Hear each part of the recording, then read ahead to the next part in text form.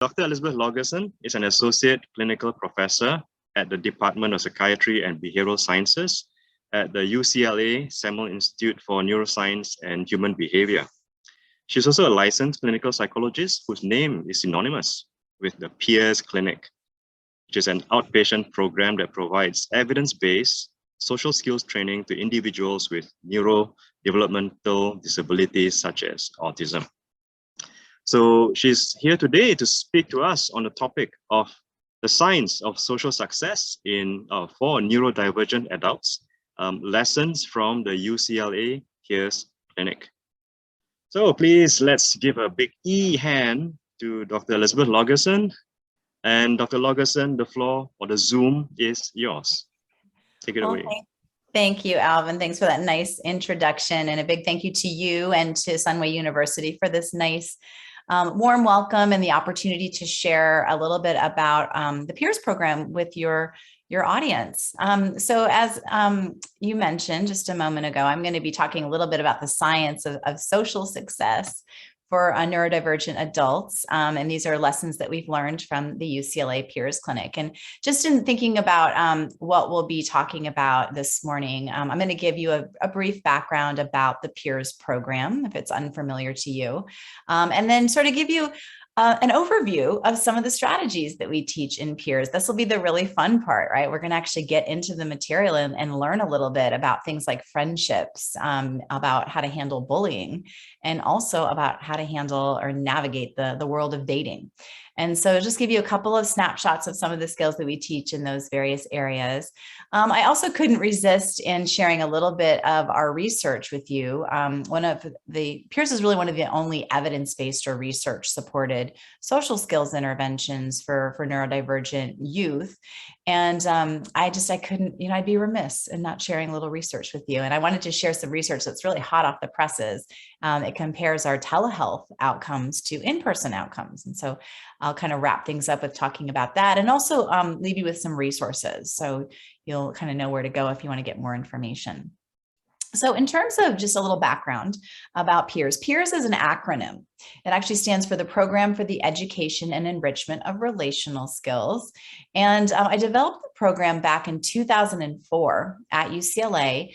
And back in 2004, there really weren't very many social skills interventions for adolescents on the autism spectrum. And, this is 2004, it wasn't that long ago, but there really wasn't any place for me to refer families. And I was getting a lot of requests for that type of intervention for preteens and older teens. And I recognized the gap and thought, well, I want to fill that gap. That's not okay. But I didn't want to just fill the gap with just any program. I wanted to test it. I wanted to make sure that it actually worked. And so that started this line of research back in 2004. It was an NIH, or National Institutes of Health, funded what's called a T32 postdoctoral fellowship. They funded me for 3 years to develop and test Peers. And initially the program started with adolescents on the autism spectrum as a parent-assisted program, where parents were simultaneously attending social coaching groups and learning how to provide coaching to their teens out in the real world. And the focus was about friendship skills, making and keeping friends, and also handling conflict and rejection, things like bullying or arguments and disagreements. Now that program, you'll see the yellow manual here kind of up in the middle of the top of the screen there. That was the very first publicly available, published English manual for Peers. It's the parent-assisted teen program. But that program then expanded to other programs, and we started to do research in the school setting, and we were doing teacher-facilitated social skills interventions in the classroom, and that's the red manual that you see right here in the middle of the screen. Then we realized that a lot of the skills we were teaching to adolescents were very relevant to adults. Plus, adults had other interests, things like dating etiquette. How do you let someone know that you like them? How do you date? So that led to the Peers for Young Adults program. And all of these programs, again, are evidence-based. We've done a lot of research around these programs to make sure that they actually work. Now, you'll probably also recognize that there's a lot of non-English language manuals on this screen as well. And at present, Peers is used in over 125 countries, including Malaysia. We just did a training for a group in Malaysia recently, thanks to Alvin's connection and sort of sharing peers with your part of the world. And we also have translated this intervention to over a dozen languages. And so we have programs for adolescents, for adults, even preschoolers, and we have a number of research programs as well that I'll be sharing a bit more information about later. So what makes peers unique from other social skills interventions is that it's, as I mentioned, one of the only evidence-based or research-supported social skills interventions for teens and adults on the autism spectrum. It also has this unique aspect that it's parent or caregiver assisted. So there's always someone that's going through the program in tandem with the adolescent, the young adult, the preschooler, whoever it might be, that acts as a social coach out in the real world. These are time-limited programs. They're 16 weeks in length. People come for maybe 90 minutes a week, once a week. That's not a lot of time in the grand scheme of life. So you want to involve other people that can provide that social support. Now, these programs are only appropriate for socially motivated teens and adults. What that means is that we're not going to force these social skills onto people that don't want to learn them. That's not really okay. That's, first of all, not going to work. And also, I don't even think that's ethical to do that. So these are actually people that are coming to us saying, hey, I want you to help me decode the social world, right? I want to know how to make and keep friends. I want to know how to date. I want to know how to get a job, whatever it might be, but they have to actually want this in order to learn the skills and be included in our groups. This program is also unique in that it's what's called ecologically valid. So that's a technical term for basically just saying we're teaching what socially successful people naturally do. And when I say socially successful, maybe it's people who have friends. What do they do to make friends or to keep friends? People who are able to successfully date. What are they doing? People who are employed successfully. What are they doing? Let's teach those skills. And that's what's called ecologically valid. So we don't just rely on ourselves to know what works and what doesn't, right? You could have good social skills. That doesn't mean you know how to teach good social skills, right? Some of that comes a little bit more automatic for some people. So we have to look at the research and figure out what is it that people are doing, decode that, create rules and steps around that, and then we teach that. And then another just unique aspect of our program is that we're one of the very, very few cross-culturally validated programs, meaning that we've done research around the globe on this program in different cultures. We've culturally modified and adapted our curricula and tested it to make sure that it works. And so all of these manuals that you see, and there's others as well that I don't have room for on the screen here, they've all been tested through research.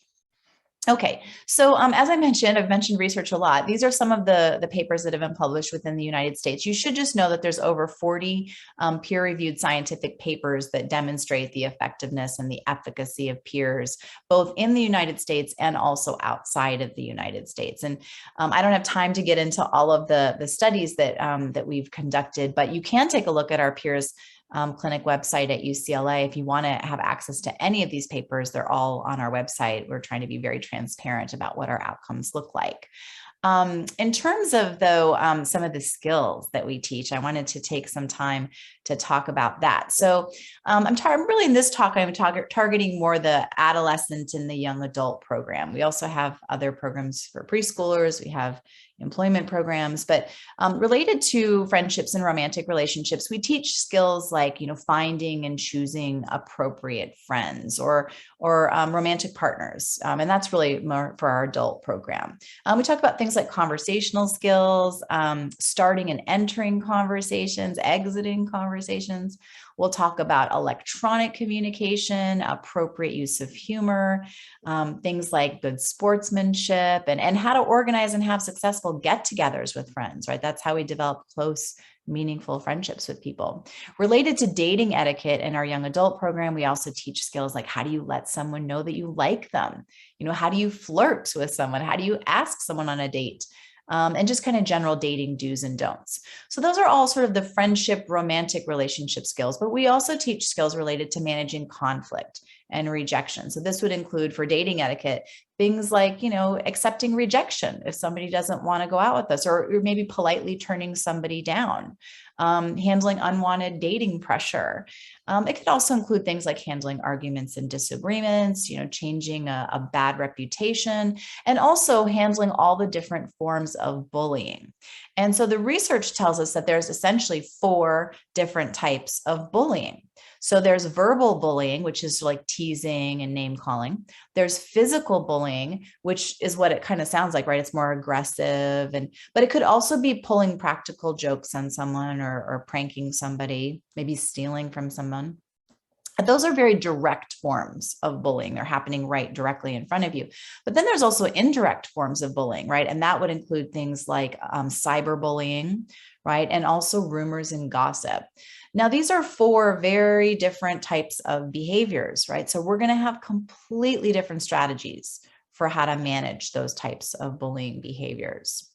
So I said I wanted to give you a little snapshot in this lecture about some of the skills that we teach. And I'm going to start with talking a little bit about friendships. And, when it comes to friendships, there's many, many different skills that we would need to learn. But one of them just sort of relates to meeting new people. Right. So imagine it's your first day at a new school or a new job. You don't really know anybody. What are you supposed to do? And I'm actually going to put Alvin on the spot for a second. I'm going to ask you this question. You probably know the answer, but what do you think that most young people are told to do in these situations? And I should, by the way, mention to everybody here that really well-intentioned adults give really bad advice when it comes to social skills. Sometimes this is one of those examples where they kind of give not the best advice. So Alvin, imagine this is a young person. They're going to, a new school for the first time. They don't know anybody. What are they told to go up and do? Say hello, hi, introduce themselves, and be curious about their friends. Well, not friend yet, but be curious about the other person they would like to make friends with. And see what happens. Yeah. So that's basically the kind of advice that most young people get. And I ask every group of kids and adults that I work with that same question. I just asked Alvin, what are you told to do? And, invariably they say that they're told to go up and say hi and go up and introduce themselves. Right. Or they'll sometimes be told like, be yourself or talk to them or, but not really given, strategies beyond that. Well, think about that. I mean, what would that actually look like? Like, imagine I'm there with you at Sunway University or having like an in-person sort of thing. And I walk up to a group of you and I just say, hi, I'm Liz, right? Just sort of randomly. I mean, maybe I'm the speaker there. I might be able to get away with that, but most people are not getting away with that. That is, what would you think of me if I just did that in some random context? You'd think I was weird, right? You'd think that was an odd thing to do. You might be nice enough to talk to me because you're a nice person, but you'd probably think I'm sort of strange. That's not actually what people do in reality. And so we're going to teach what people actually do in reality. Remember, it's called the ecological valid skill. But instead, before we do that, we also have to show what not to do in these social situations.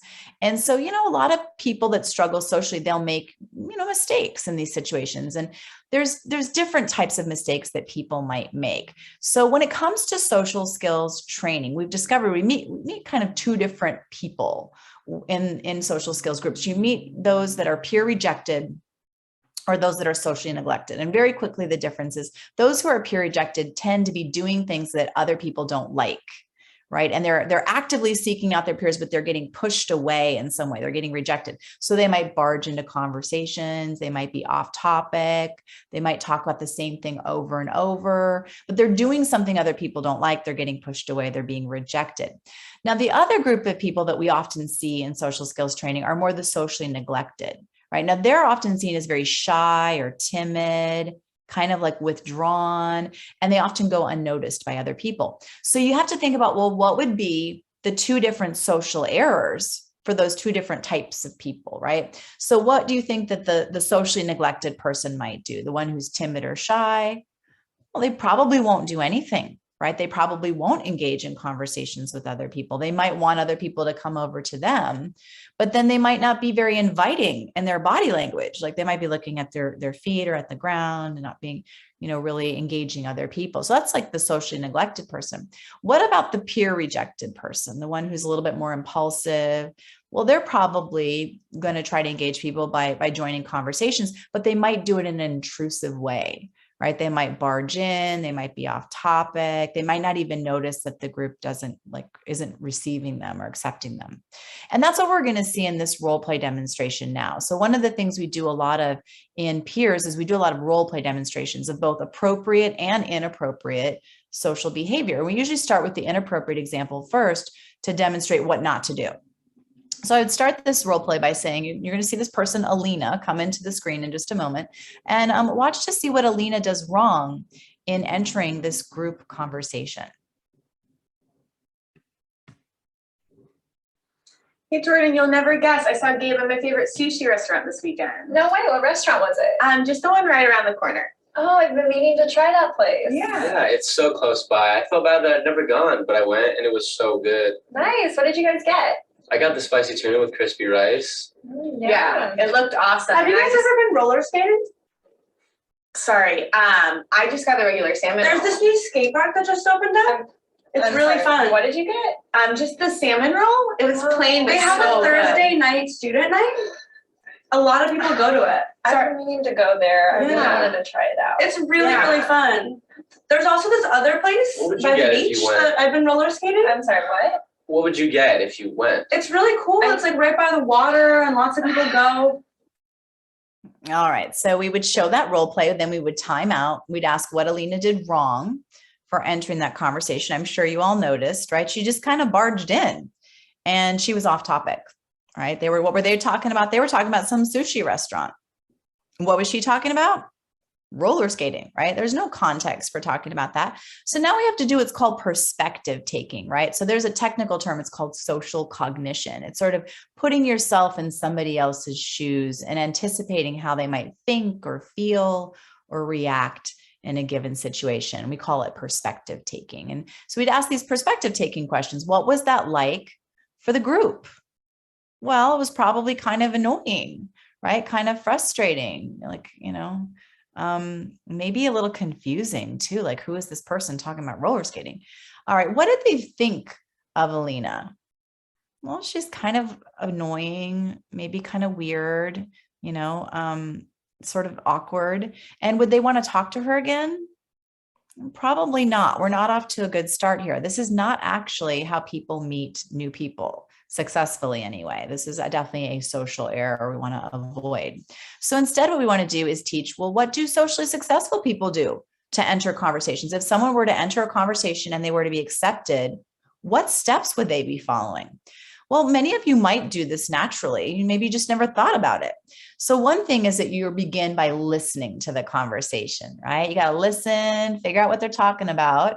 You're kind of doing that watching from a distance, but you don't want to be staring at the group, right, Alvin? That would be kind of creepy to be staring at the group, So we could do this thing where we kind of use a prop, right? So you might use like your phone or something, look like you're looking at like a text message or something. Could be like a gaming device. Could be some reading material, but the prop needs to sort of make sense, right? But you're trying to look like you're distracted by something.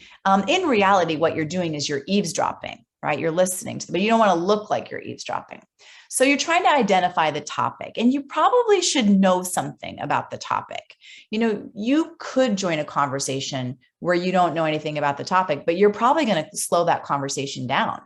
And it might be kind of boring for them and boring for you. So you really need to find some sort of common interest. And one of the things we talk a lot about in peers is that friendships are based on common interests, right? These are the things you're talking about with your friends. These are the things that you're doing with your friends. And so we're always sort of looking for common interests in conversations. It's like one of the keys to having a good conversation. So that's what we're going to try to find here is find a conversation where you know something about that topic.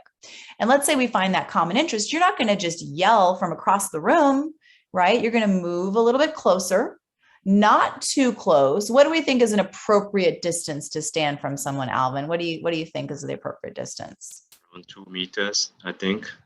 add Yeah. an extra meter for, to prevent COVID, that kind of thing. Exactly. We used to say it was an arm's length away, but with COVID, it might be a little bit longer now. You've got to change that rule a little bit. But yeah, you don't want to get too close. Also don't want to be too far away. And then you don't want to interrupt the conversation. So what do? You wait for a little pause in the conversation, right? There's never a perfect pause, but you're just waiting. When one person maybe stops talking, another person is about to talk, you kind of enter at that point. And then you enter by mentioning the topic. Right. And you can do that in one of three ways. You could either make a comment, you could ask a question, or you could give a compliment. So for example, in that last conversation, the group was talking about the sushi restaurant that they'd been to. So what would be a comment? You could say, oh, I've been to that sushi place. That's just a comment, right? You could ask a question. Oh, are you talking about that sushi place around the corner? That's a question, right? Or you could give a compliment. Oh, I love that place. Right? But you're on topic. That's the key, right? So then what you're going to do is after you've sort of tried to join, you need to start assessing the group's interest pretty quickly.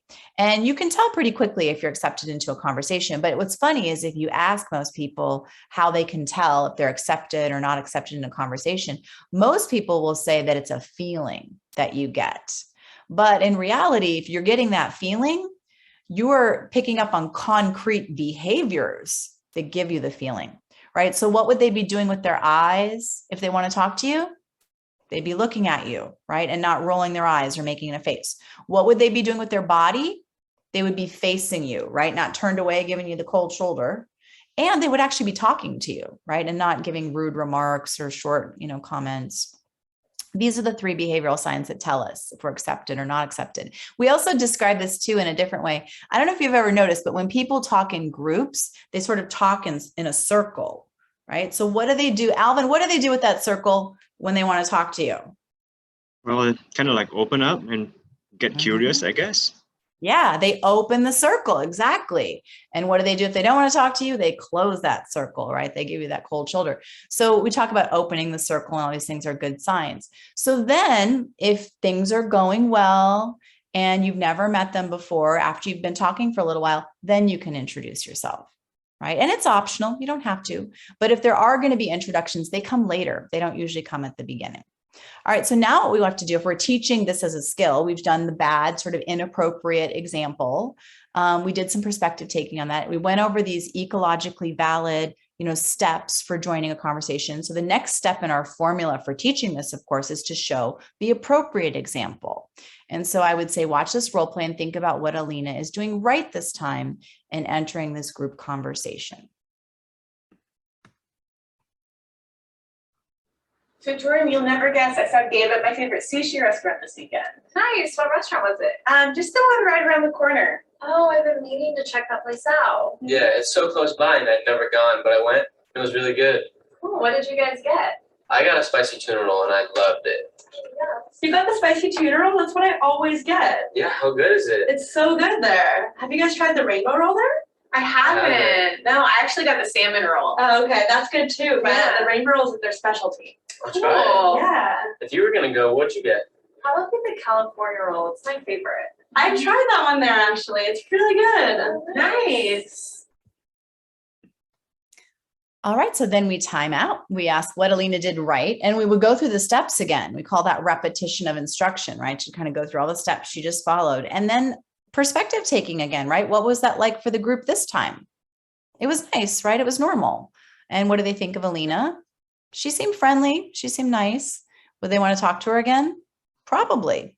This is how we meet new people, right? We don't go up and just say hi and introduce ourselves. That's not really how it works. It's more just entering conversations, maybe starting individual conversations. We teach other strategies as well, but that's sort of the main way that people meet new people. So that's related to friendships. I also wanted to give you a little snapshot of some of the skills that we teach related to bullying. And in particular, I wanted to focus on handling teasing because it's such a common form of bullying really across the globe. It's really, really common, unfortunately. So this is another example of where really well-intentioned adults will sometimes give really bad advice about what to do in response to teasing. So Alvin, I'm going to put you on the spot again. No worries. What do you think that most kids are told to do in response to teasing?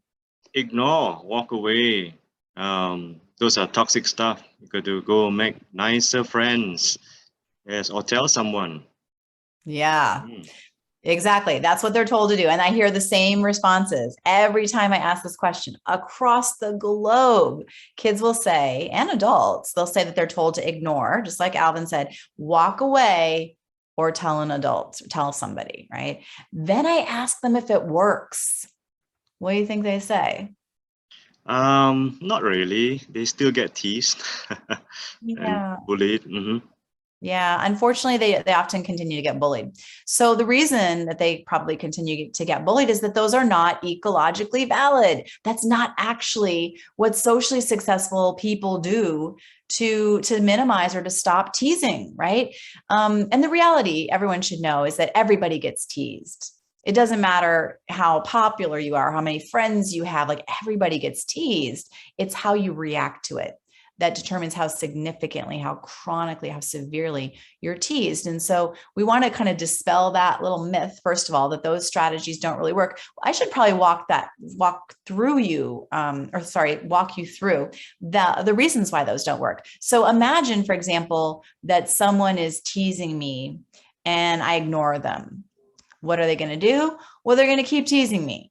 And I didn't do anything, right? So I kind of look weak and I made it easy for them. So I'm more likely to be teased. Now, if I walk away, what are they going to do? They're going to follow me, right? And keep teasing me. And I didn't do anything. I looked weak and it's easy now. I'm just making it too easy for them. They're going to keep teasing me. And if I go tell somebody, now they're going to want to retaliate against me because I tried to get them in trouble. Those are not ecologically valid. So we don't want to be teaching that. And honestly, if you've ever told kids to do this, don't feel bad. Everybody tells kids to do that. You know, it's like a global epidemic of bad social advice. Like it just is what it is. So instead, you know, we've done research to figure out, well, what do socially successful kids do to stop the teasing? It's actually very simple. It's probably the easiest skill we teach in peers. What these kids do, these adults do, is they'll give a short comeback that shows that what the person said didn't really bother them. And actually what they said was kind of stupid. It wasn't funny. And so they'll say, it's very short, and they'll say things, at least in the English language in the US, because there's cultural differences. They'll say things like, you know, whatever, or yeah, and, or am I supposed to care? Is that supposed to be funny? You know, so what? Big deal. Who cares? You know, tell me when you get to the funny part. They'll roll their eyes, they'll shrug their shoulders, and they give the impression it doesn't bother them. And, you know, this is obviously culturally different based on where you live and what language you speak, right? But there's almost always a direct translation for things like big deal, so what, you know, who cares? Yeah, and am I supposed to care? Like this is almost always directly translated. And this is actually the same skill that's used just in different parts of the world. And the only difference really seems to be like the linguistic part of it, the words that are used. But the idea that you act like what the person said didn't bother you, that's key really across the globe from what we've been finding in our research. So you have a couple of these comebacks and then you don't have to stand there and take it, right? You can eventually walk away, but you never walk away until you've actually shown that what the person said didn't bother you and was kind of stupid. So now I want to show you what this is supposed to look like. So we don't show an inappropriate example here. The reason is if we showed an inappropriate example where someone was getting upset or mad or teasing back, which is exactly what that teaser wants you to do, that could be very emotionally triggering, you know, for the people in our groups and stuff. So we only show the good example in this case. And I would introduce this by saying, okay, in a moment, you're going to see someone named Gabe on the screen. I want you to think about what Gabe is doing right here in handling this teasing.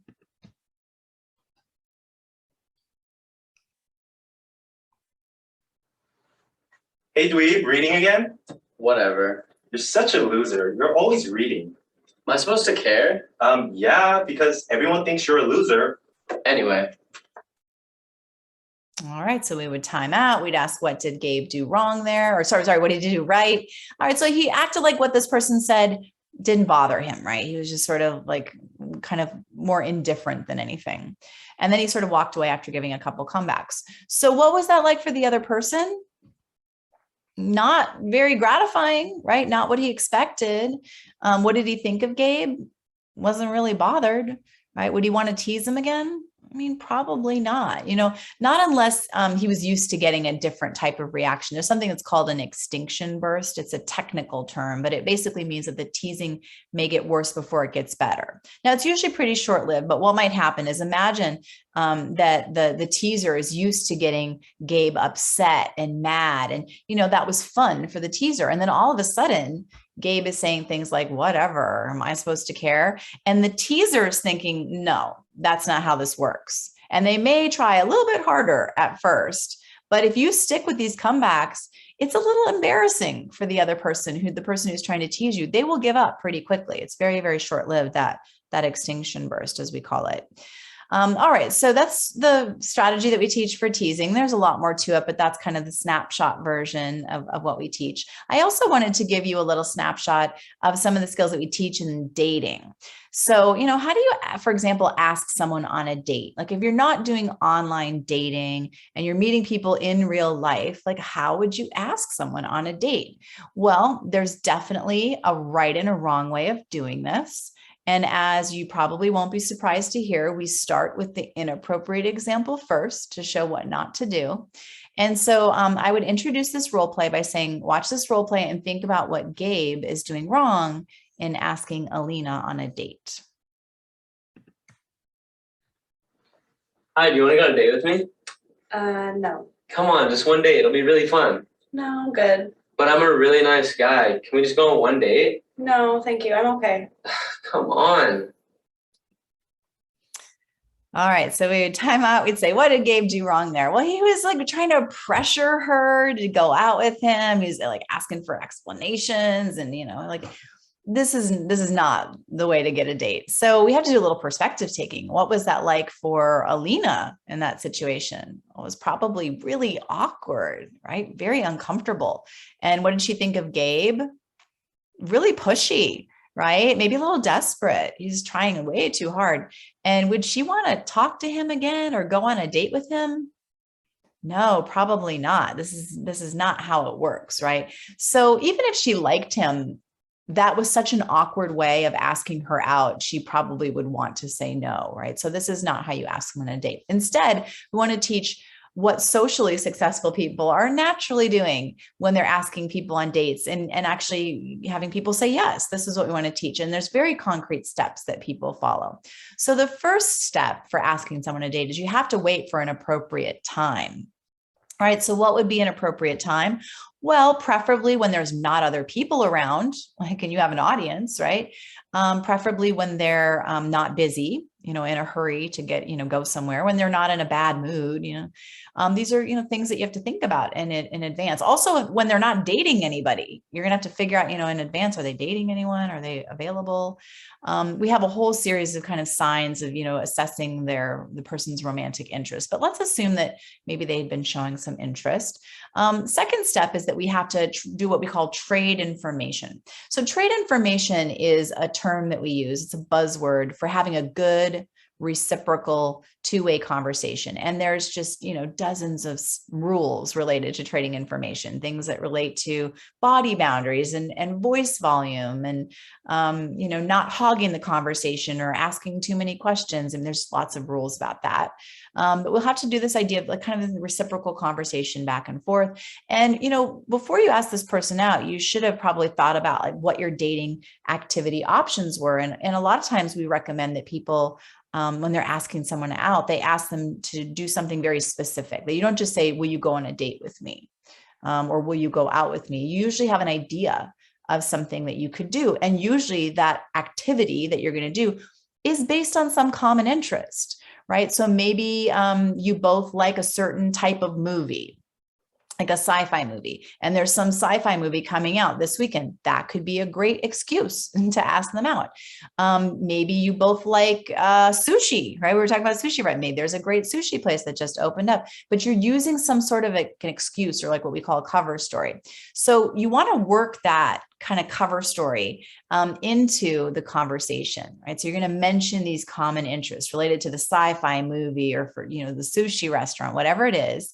And rather than just sort of saying, well, let's go to see that movie, or let's go get sushi together. You do this really clever thing. So let's say you ask about the sci-fi movie. Did you hear about that sci-fi movie that's coming out this week? And then they'll say, yeah, I did hear about that. You'll say, well, what are you doing this weekend? All right, so this is where you're asking what they're doing at a certain time, kind of casually, right? What are you doing this weekend? Or, well, what are you up to this week? Now, you're doing that because you're giving yourself the opportunity to assess how they react to that. They know where you're going with this, right? When you say, well, what are you up to this weekend? They know you're about to ask them to do this thing. So now you get to assess their reaction. And if they say things like, oh, I'm not doing anything, like they seem interested, that's a great sign. You can proceed, right? Or even if they sound a little disappointed, like, oh, I'm busy this weekend, that's also still a good sign because they were sort of disappointed. Now, if they say something like, oh, I'm kind of busy this weekend, that is not a good sign, right? Alvin, is that a bad sign if they say, oh, I'm kind of busy this weekend? Yeah, it's kind of like, okay, did you say it because you want to just get rid of me?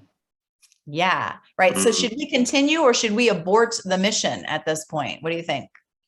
I think abort. Just say, okay, yeah, fine. Thanks for letting me know. Yeah, right. So we definitely don't want to continue to ask them out at this point. If they're like, oh, I'm kind of busy this weekend, it's saved face though. We didn't actually ask them on a date. And that's the beauty of following these steps. This is what people kind of naturally do. So let's assume that they are interested in this situation. So then what you're going to do is you're going to use that common interest as a cover story or a reason for going out. We should go see that movie, or maybe we should go check out that sushi place together, right? And then of course, if they say yes, then you would exchange contact information if you don't already have their number. And then you'll tell them when you're going to follow up. So even if you had their number or you just got their number, you'd say, okay, well, I'll text you tomorrow. We'll figure out the details. You don't figure out all the details right then and there. All right, so now I want to show what this should look like. So I would introduce this by saying, watch this role play and think about what Gabe is doing right this time and asking Alina on a date.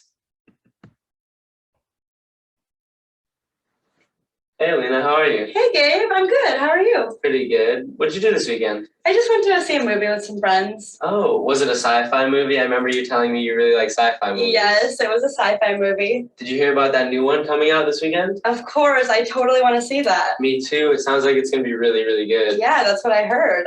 Well, what are you up to this weekend? Nothing. Would you maybe want to go see the movie with me? Yeah, that sounds great. Awesome. Well, can I get your contact information so we can plan it out? Sure, of course. It's 555-1313. All right, great. I'll give you a text this weekend. We'll plan it out. That sounds great. Awesome. Okay, so then we time out. We'd say, which steps did Gabe follow there? We would go through the steps again, and then perspective taking. What was that like for Alina? It was flattering, right? It was nice. What did she think of Gabe? He obviously likes her, right? He was, asked her on a date. And would she want to talk to him again, go on this date? Of course, this is a great start. All right, so that's a little snapshot of some of the skills that we teach in peers. As you can imagine, it's a very fun intervention. It's very interactive. We not only do, these lessons with the role play demonstrations, but of course, the next step would be to practice the skills, right? So we practice them in the group.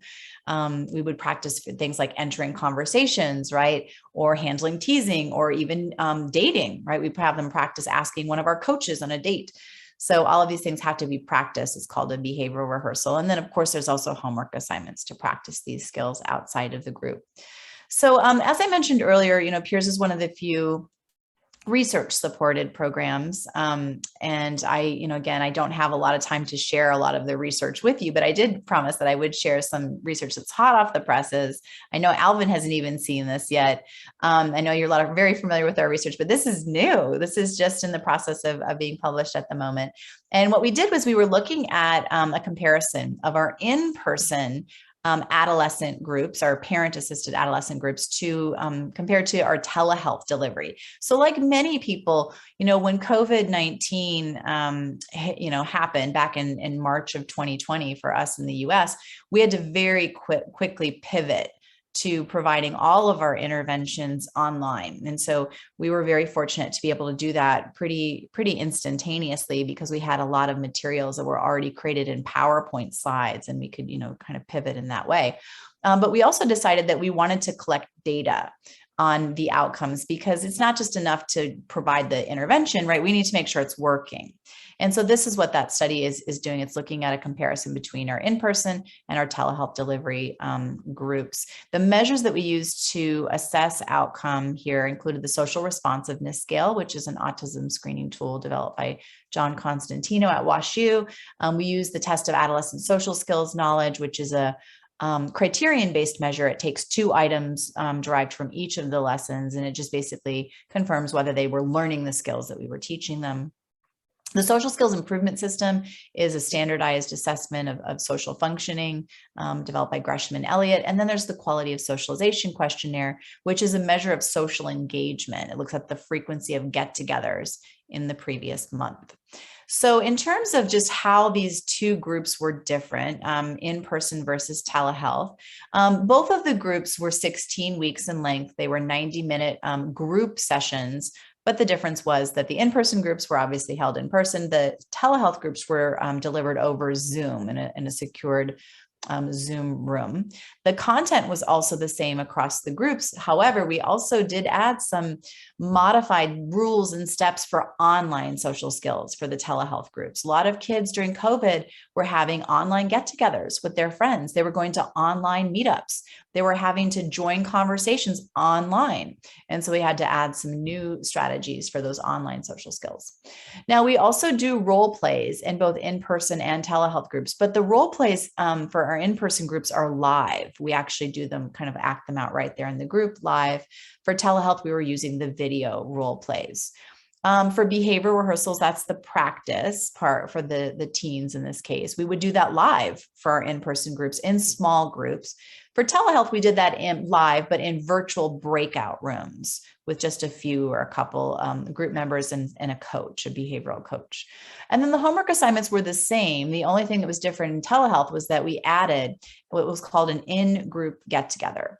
And that was because a lot of the skills that we were teaching, many of our teens at the beginning, at least of COVID, they weren't very socially engaged. There weren't a lot of, extracurricular activities online that were social in nature for kids. And so they didn't have a lot of access to peers. And so we started to add an additional assignment to have an in-group get-together where we assigned 2 group members to practice their skills, like on a FaceTime call or on a Zoom call or something like that. So that's how the groups were different. The first thing we wanted to look at in terms of the analyses was we wanted to just look at the telehealth efficacy. Was it working? Just looking at telehealth alone.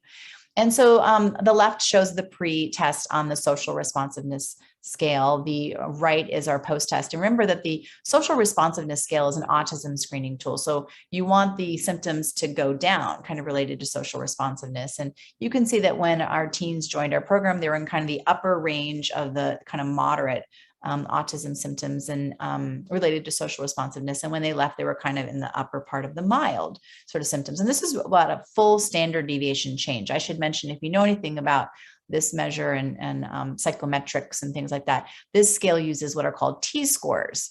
And so they have a mean or an average of 50 and a standard deviation of 10, meaning 10 points is pretty significant.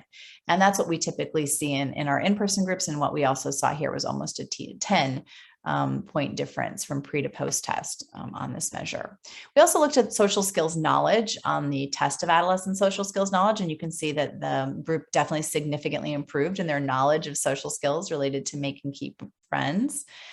We looked at the social skills improvement system. This is using standard scores that have a mean or an average of 100, a standard deviation of 15, meaning 15 points above or below. That average is pretty significant.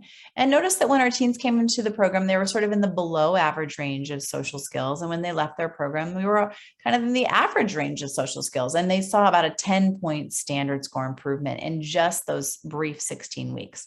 That's not just statistically significant, right? That's clinically meaningful.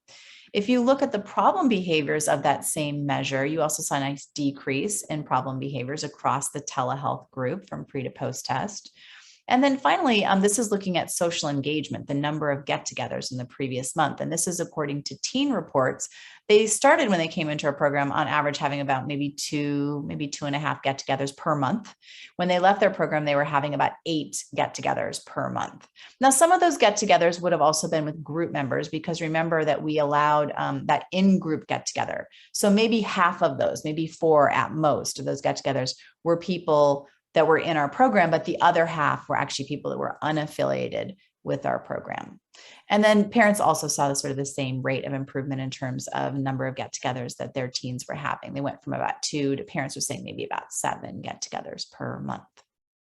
All right, the next question we have, of course, is, well, what do these telehealth outcomes look like in comparison to in-person delivery? And so the blue line here is the telehealth group. The yellow line is the in-person group. And this is the change in social responsiveness from pre to post-test.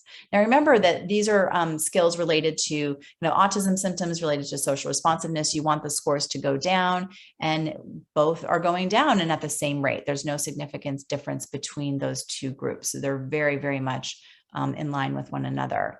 Also looking at social skills knowledge, look at that. There's actually 2 lines on that screen. You can barely see the blue under there, but there are 2 lines. They're so similar. You can absolutely learn the skills at the same rate for telehealth as you do in person. No significant differences there. This is looking at improvements in overall social skills. And again, really, really similar outcomes across these groups. No significant differences. Same thing with problem behaviors when you compare the 2 groups, in person versus telehealth. And then finally, we see social engagement. So the differences between in-person and tele, there's no significant differences between these groups. The telehealth groups has slightly more get-togethers, but remember, some of those are with group members from peers, right? Normally, we don't allow fraternization among group members in our in-person group during the group. We want them to practice with people unaffiliated with our program. So that kind of accounts for a little bit higher numbers in the telehealth group, both according to teen report, and then here you see the parent report. So really what this research is telling us is that telehealth delivery seems to be as effective as in-person delivery. And I find that very exciting. Alvin, would you agree? I mean, we've really learned a lot over these last 2 years that telehealth can be quite effective. Yeah, absolutely. I mean, this is very exciting. I feel like I want to just join you and, start this research over here straight away. Yeah, I mean, I think it's really, it's one of those silver linings. We were talking about that earlier, about how, COVID's been really difficult for a lot of people for so many reasons.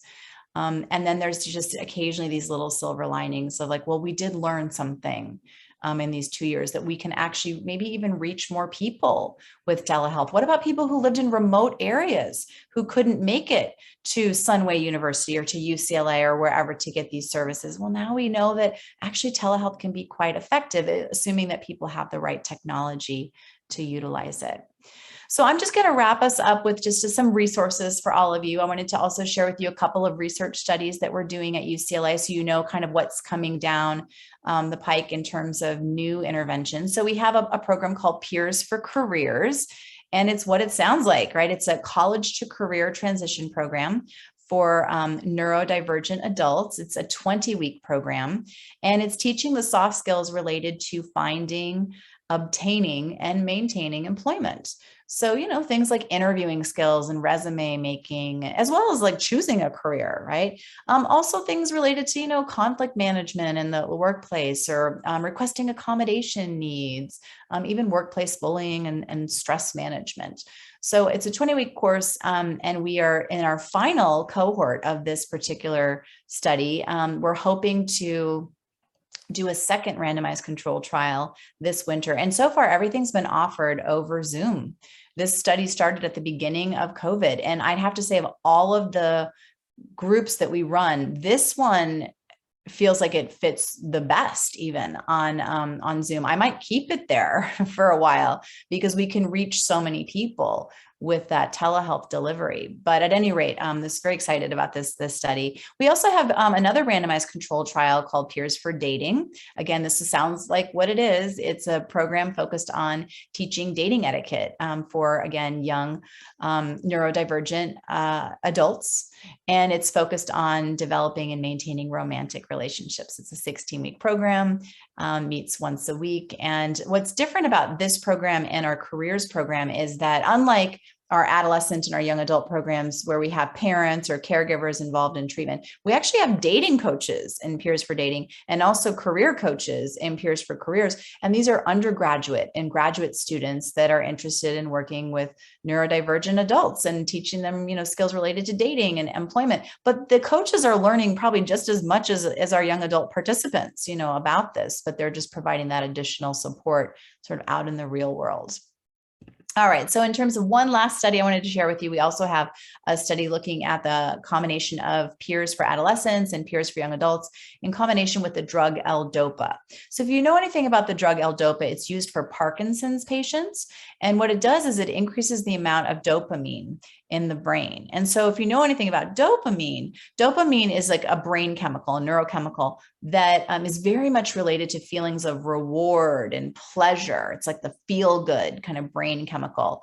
And the idea here is, well, what if we, increase the amount of dopamine in the brain? Could we make socialization more rewarding? And so that's something that we're also looking at. This is also a randomized controlled trial.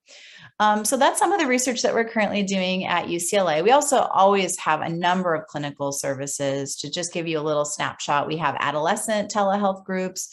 Those are soon to be in person again this fall, fingers crossed. We also have young adult telehealth groups. These are both 16 weeks in length. They include some kind of parent or caregiver participation. Those will also hopefully be in person again starting in the fall.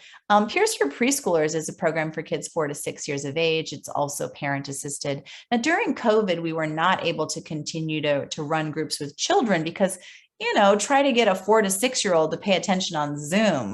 Like that's not going to happen. So instead, it was a parent-only group, and we are literally writing up the results as I speak. And I've been really surprised, pleasantly, to find that even as a parent-only group on telehealth, that this is still a quite effective program. I think parents are really the active ingredient in this particular program anyway. So we found new creative ways for parents to teach their kids about these skills. We have video puppet shows that they watch with their kids related to the skills that we teach.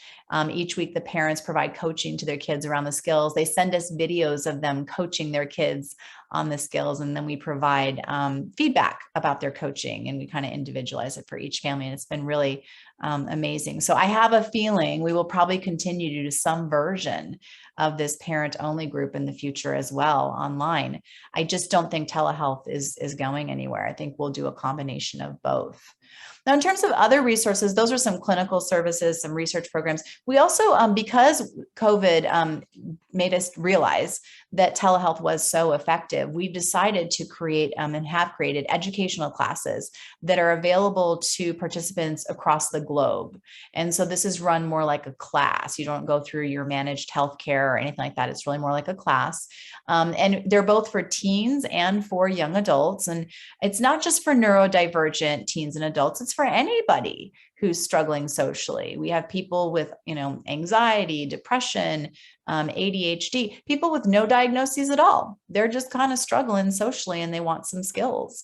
So this program is open again to participants worldwide. It's focused on making and keeping friends. We also have a 5-week dating boot camp that's also available to participants across the globe. It's only for Peers alumni, so they will have had to have gone through our friendship program first, because a lot of the skills, for dating, you need to know how to be a friend before you can be more than a friend. So a lot of this conversational skills and things that applies to dating.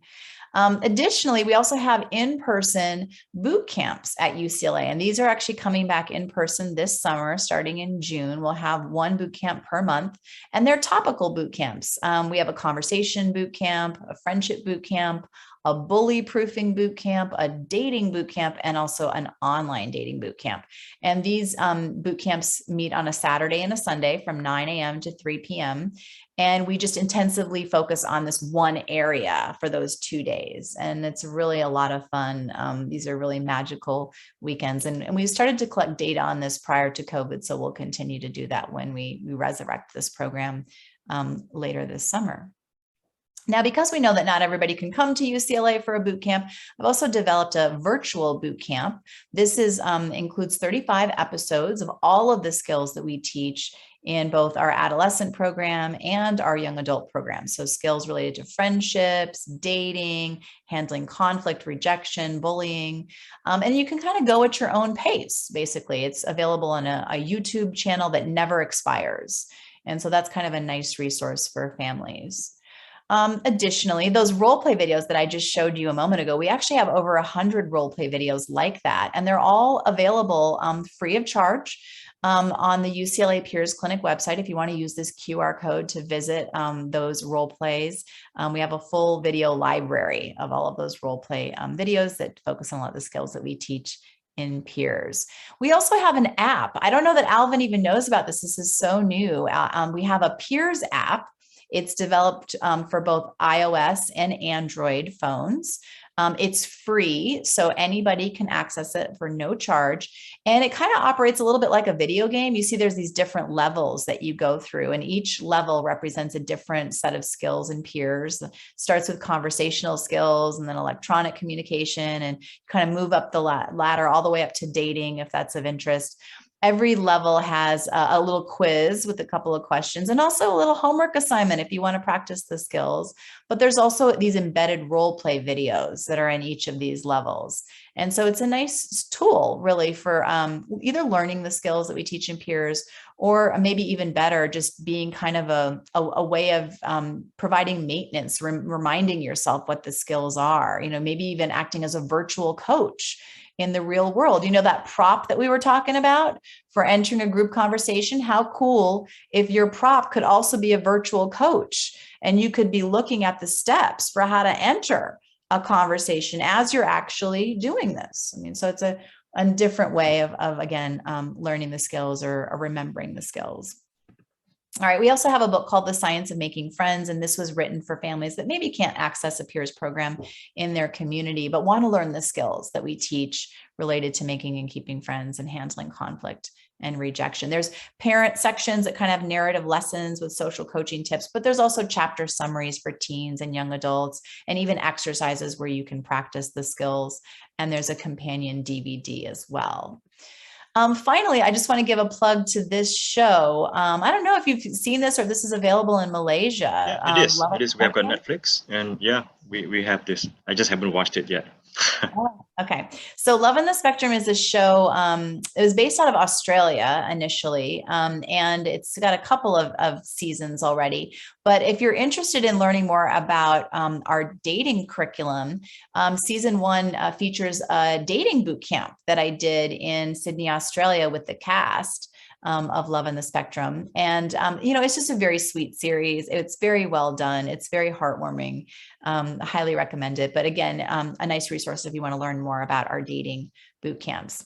And then finally, just as we kind of wrap up here, I just wanted to share with you a calendar of training events coming up. So I know that we have some professionals and educators on this Zoom call. And so we want to let you know that we do teleconferences for professionals and educators that really get you certification in Peers. And I know Alvin's done the certified training before. I've done one of these trainings in Malaysia before, but we also offer them at UCLA as well. It's a different time zone, but these are some of the upcoming training dates. One of them started today, so probably won't be able to go to that one, but we have another for our teen parent assisted program coming up in November. We have our school-based certified training seminar actually coming up this June, June 15th through the 17th. And we also have a young adult certified training seminar coming up this September, the 21st to the 23rd. We offer these trainings 5 times a year. They're year round, they're ongoing, and we offer them outside of UCLA as well. So with that, I will go ahead and just sort of wrap things up. And I want to also just take a moment to thank this amazing team that we have at UCLA, a lot of really dedicated research assistants, administrative support team, great collaborators, generous funders. You know, it takes a lot of work to do this type of, research. And I'm just very grateful to work with this very talented team. Finally, this is our contact information if you want more information about peers, if you're looking for any of these resources. We also have a pretty strong social media presence on Facebook, Twitter, and Instagram if you want to follow us and get more resources. But with that, I will stop sharing my screen. I'll thank you for your attention, and I'll open it up to Alvin to see if we have any questions. Yeah, thank you. Thank you so much, Dr. Laugeson. Liz. I'm just totally wowed. I mean, since the last time we met 12 years ago, I mean, you've done so much. There's a lot of writing. Well done. Thank you. Really, I'm just totally blown away. So I also noticed that you use a typical Hollywood phone number in there, 555 followed by some numbers. Yes, there's a fake number. That's right. And by the way, I can't believe we met 12 years ago. How is that even possible? Time flies, yeah. Yeah. Right. Okay. Well, let's open up to questions before you need to run off for dinner. Right. Yes, folks, any questions for Dr. Laugeson? Please feel free to unmute your mic, or you may type in the chat like what Nasrin just did. Okay. Where's my chat? I gotta find my chat. Right. All right. So Nasrin's ask here, those roleplay videos look like an excellent resource. Can we see the website address again? All right. Well, Nasrin, if you just Google peers, or maybe even Google Dr. Laugeson, you'll get, oh, there you go. Ta-da! Even Kaman has put it on. Thanks, Kaman. Kaman's a former student who's now a clinical psychologist. Very nice. Yeah, thank you for putting in the link. And yeah, and Alvin's right. If you just even Google UCLA peers, it'll pop up pretty quickly on Google. Okay. Right, inspiring talk. I ask a question? Yeah, Cheng-Yi, please do. Hi, Elizabeth. Thank you again for your very generous sharing. I just want to ask some of the videos, I guess, yeah, the videos have been very helpful, but I did wonder if some of us here did make our own videos, perhaps to be more culturally appropriate. Would that still be counted as peers? How would you view that? Yeah, absolutely. Thank you for the question, first of all. And I would love that if you did that, particularly if you were willing to share them with others. I mean, if you were to do that and you wanted to share, we would put them on our website and really try to disseminate. We like to share things and make them free as much as possible because that just helps more people. But either way, you're more than welcome to do that. And in fact, what we typically recommend, because it's time intensive, right? To create videos and edit them and all that. A lot of people just do live role plays. That's what we do in person. You could do that over Zoom as well. It's just that we happen to have role play videos when COVID happened and we were like, how fantastic, we'll just use those. But you don't need to have videos. You could also do role plays live, but they should be culturally appropriate and adapted. And so I really encourage you to do that. Okay, thank you. Thank you. Okay, any other questions? I think everyone is just wowed by your presentation. Oh, thank you. Amazing resources. Well done to your team. Yeah, they're busy all the time. It's been a lot. It's fun work though. It's very rewarding. It looks like maybe Eric just is about to maybe unmute himself. No? Maybe not. I also would welcome if anybody wants to send any questions to our clinic directly at any point. They can contact us at peersclinic@ucla.edu. I'll put it in the chat. And we have a whole army of friendly research assistants ready to answer questions at any time. So I hope that would be helpful as well. Yeah, that would be wonderful. I mean, that is wonderful. Yes, anyone? Questions, please. This is a very rare event. It's not easy to get Dr. Laugeson. And it's free. Hi, I got thank you, Suwon. Dr. Yes. Laugesen and Alvin. Thanks for having this talk. I'm really inspired. And I wanted to ask, have you ever deal with during this session, there are so many sessions and training. Have you ever had participants actually break down, and because there may be trigger some of their past events? How do you deal with them if there was a breakdown? Sorry. Yeah. So one of the things that I didn't mention, but this is a good opportunity based on your excellent question, is to point out that Peers is not a modular program where you just kind of pick and choose what you're going to do from week to week. We really recommend that it be kind of a lockstep program because each skill builds upon the previous skill. And so in this sort of lockstep program, the sessions that are more emotionally charged, like handling teasing and bullying and all that conflict, those are all at the end of the program. And a lot of people will ask, well, why do you save it for the end? Teasing is such a, huge problem for a lot of our kids. Why not start with that? The reason we don't start with that is it's too emotionally charged and it's not a safe, protected environment yet. By the time we get to teasing in week 10, this is a safe environment. This is a cohesive group. They trust us. They trust each other. They've been having some success in the program. They're feeling more competent, more confident, and they can kind of go there a little bit more. But even having said that, every session that we focus on bullying, I always start with the caveat, we're not going to talk about the specific ways that we've been bullied or teased. We know it's awful to be bullied and teased. Instead, we're going to focus on what we can do in those situations to make it less likely that we're bullied or teased. And then you sort of see this collective sigh of relief, like we're not going there. It's not storytelling time. And I learned this the hard way. And Alvin will tell you, he hears me say that a lot. I learned a lot of things the hard way, unfortunately, but it's good for you guys because you don't have to learn the hard way. I can tell you that I learned the hard way that you have to say that because if you let them tell stories about being teased and bullied, they could be having a PTSD flashback and melting down kind of the way that you described. Or maybe one kid is okay talking about being teased and bullied, but the kid sitting next to him is having a PTSD flashback, just hearing about it. So, we definitely kind of start with lots of caveats about not telling stories and not getting to all those things. And we keep it very positive, very proactive. It's very strengths-based approach. It's not a group therapy session where we're talking about what it feels like to be rejected or bullied. So really what ends up happening is there's a lot of laughter in these groups. And in fact, this is kind of interesting. Of all the sessions we teach in Peers, apart from dating where there's a lot of nervous laughter, there is more laughter in the session on teasing than any other session. And I think it's because it's so empowering, right? We're teaching them to say things like, yeah, and, or your point is, and there's just so much laughter. So, there's no guarantee that we're going to be able to keep the emotion out of all of these things. And, and if that happens, we would let them take a little time out and collect themselves. And if they need support from one of our, coaches, we can provide that. We try not to reinforce that too much. Like if you were to go out of the room every single time someone needed just a moment to collect themselves, they'd be all leaving the room constantly. So we let them try to regulate themselves as best they can. But those are some of the ways that we try to avoid kind of that those emotional triggers. So thank you for the question. Yeah, thank you for the answer. I think empowerment is the key word. Yes, thank you. Mm-hmm. Yeah.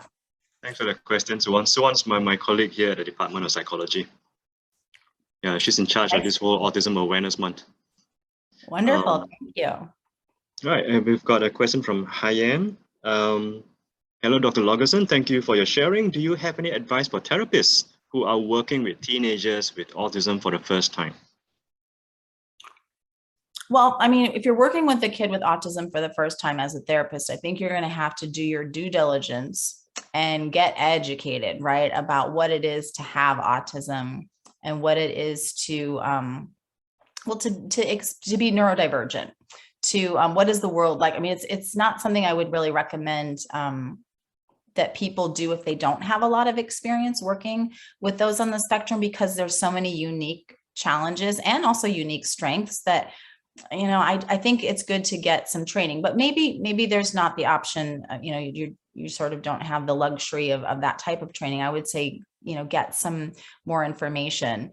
And instead of just focusing on like the disability kind of perspective of things, I would also remind everybody that there's a lot of strengths among neurodivergent individuals. And so I like to focus on a lot of those strengths. I like to take a strengths-based approach in working with neurodivergent youth and think about, well, what are those strengths, and let's build upon them. And so, for example, even something like disclosing a diagnosis, we teach a lot of our young people how to do that, particularly in employment settings or around dating, friendships. And, a lot of people don't teach individuals how to share a diagnosis or disclose a, condition or anything like that. And so people will sometimes kind of blurt that out, and they might make it sound like it's this really, major challenge in their life, and it sounds so negative. And I think a lot of people have the tendency to think of neurodivergence in that way, about challenges and about disability, but really there's a lot of strengths. So the reason I mention this is because this is kind of a good example of where knowing about autism would be very helpful in working with someone on the spectrum. So let's say you have a young person that's decided they want to disclose, their diagnosis, for example, to an employer. They don't know how to do that.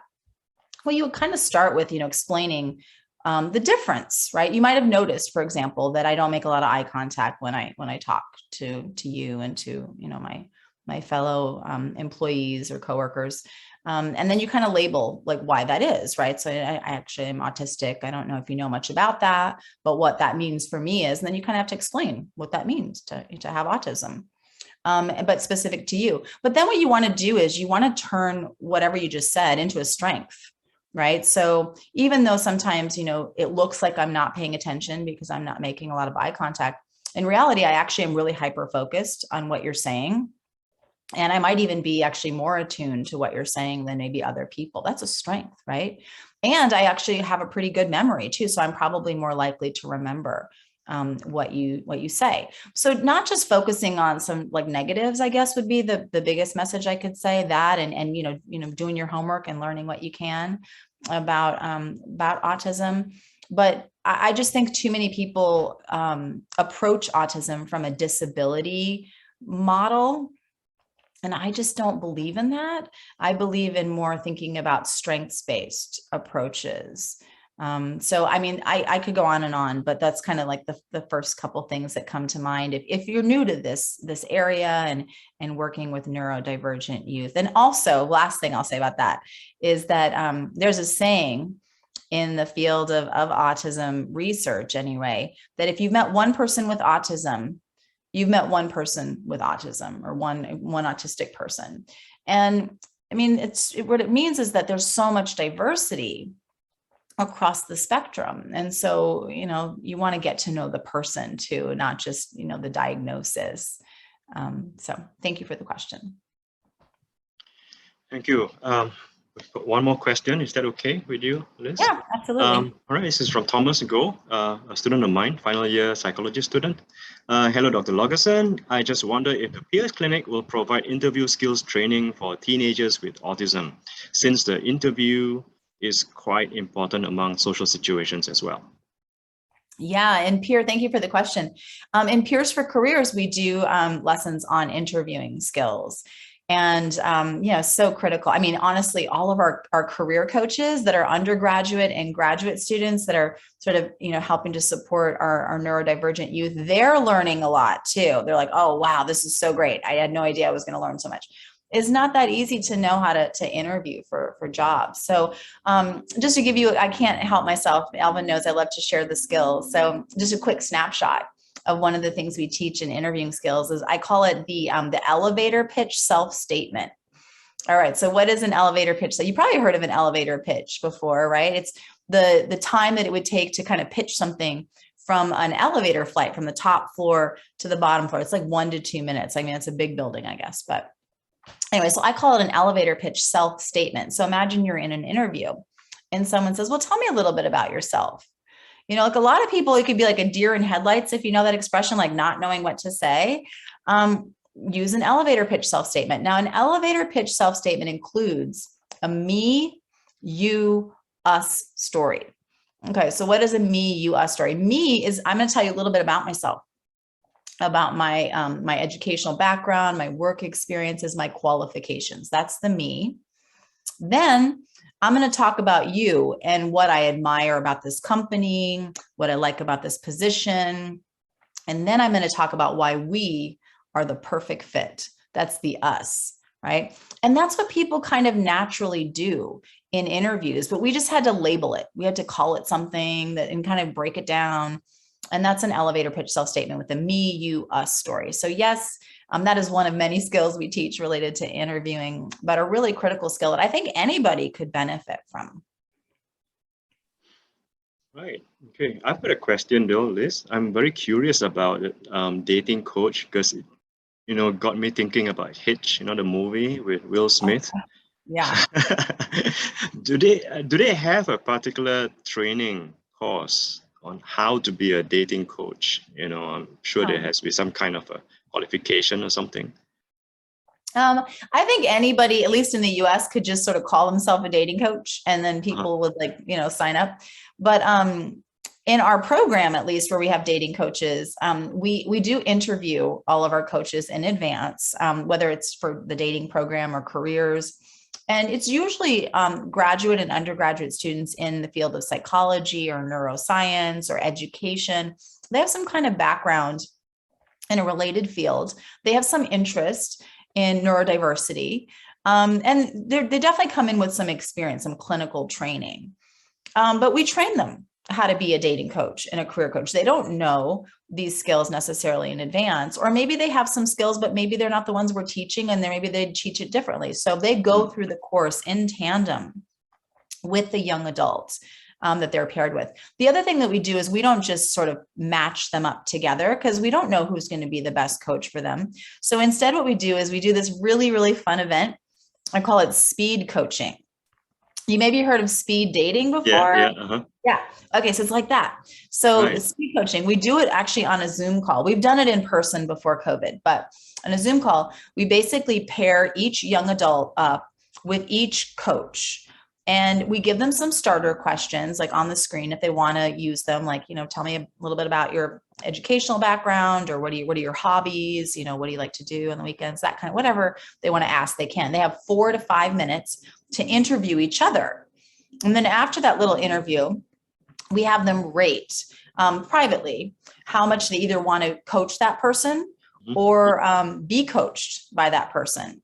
And then they go and interview another person. It just goes over and over. And then we create coaching dyads based on the ratings that we get there. And, I think it works out really well, but no, we wouldn't expect any of our coaches to really know exactly how to coach people initially. They just have to have a desire to do that, and hopefully some decent social skills to begin with, but some clinical training is good. It's not required. So I think what we're finding in our research is that you don't have to have expertise in these areas to be a good, effective coach. You have to be willing to learn the skills and to practice them and be supportive of this young person. I think that's really actually quite encouraging. You don't have to get a PhD to be a good dating coach. You don't have to be Hitch to be a good dating coach. Well, even Hitch had some Hitch. Yes. All right. Cool. Okay. Well, it's 20 minutes past the time where we're supposed to end. Thank you so much for your generosity, your time, and of course knowledge, and for sharing this amazing work from your team. I really hope that from here we can also bring things forward, especially within the Southeast Asian region, to have more of such training because we really need it. So thank you again for Peers. I'm happy to still have your book. Don't have it with me now. I'm at home. It's in my office. Just couldn't wake up early enough for me to go to office and have this. I'm not a morning person, so all right then. Well, thank you, Alvin, so much for the very, very kind invitation. Thank you so much to Sunway University and to everyone for being here. I really appreciate it and wish you the very best of luck moving forward. Thank you. All right. Thank you. we'll keep in touch and see what else we can do. Sounds good. Thank you. Thanks, Liz. All right. Have a good Bye. day. Hope you have You a good too. dinner. Sushi, perhaps. Maybe sushi. Yes. Yeah. All Thank right. you, everyone. Bye bye.